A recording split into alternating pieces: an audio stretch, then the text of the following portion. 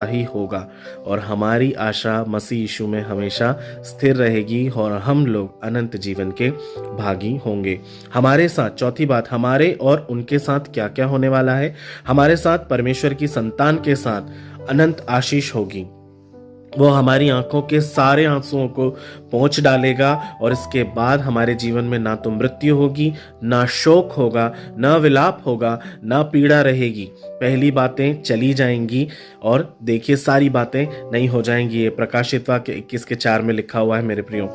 उसके आगे हम देखते हैं, हम स्वर्गीय राज्य में अनंत जीवन, शांति और आनंद को प्राप्त करेंगे, किंतु उनके साथ जो परमेश्वर के लोगों को सताते हैं वे अनंत दंड और विनाश के भागी होंगे, क्योंकि वे प्रभु के न्याय से अलग हो जाएंगे।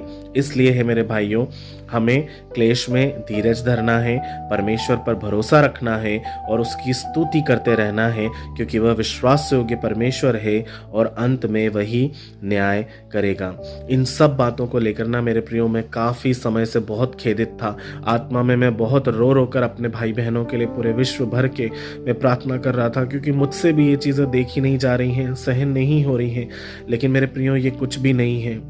हम जानते हैं कि मसीह यीशु के जो चेले हैं उनको कैसी कैसी प्रताड़नाओं का सामना करना पड़ा है। उबलते कुंडों में उनको जलाया गया है, सर धड़ से अलग कर दिए गए हैं, उल्टा करके क्रूस पर टांग दिया गया है। ये तो कुछ भी नहीं है मेरे प्रियो। और मसीह यीशु हमें ये बात पहले ही बता चुके हैं कि उनके नाम के कारण हमारे साथ बहुत सारा सताव होगा। लोग हमें गली चौबारों में खींच कर लाएंगे, शोकित करेंगे, प्रताड़ित करेंगे, लेकिन उस समय भी हमें शांत रहना है, क्योंकि स्वर्ग में हमारे लिए एक बड़ा प्रतिफल है और हम इसी विश्वास में जी रहे हैं मेरे प्रियो।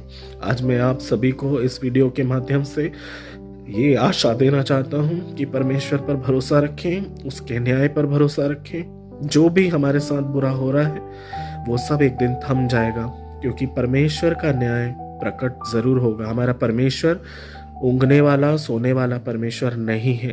वो सिंहासन से उठेगा और हमारे आंसुओं को वो पोंछेगा, क्योंकि उसके बच्चे हैं हम। और जो उसके बच्चों को परेशान करता है, परमेश्वर कभी उनको छोड़ता नहीं है। हम शांत इसीलिए हैं क्योंकि हमारा पिता अभी बैठा है, अभी वो बैठा है, और जब वो उठेगा, जब वो क्रोध करेगा, तो उसके क्रोध से आपको कोई नहीं बचा पाएगा।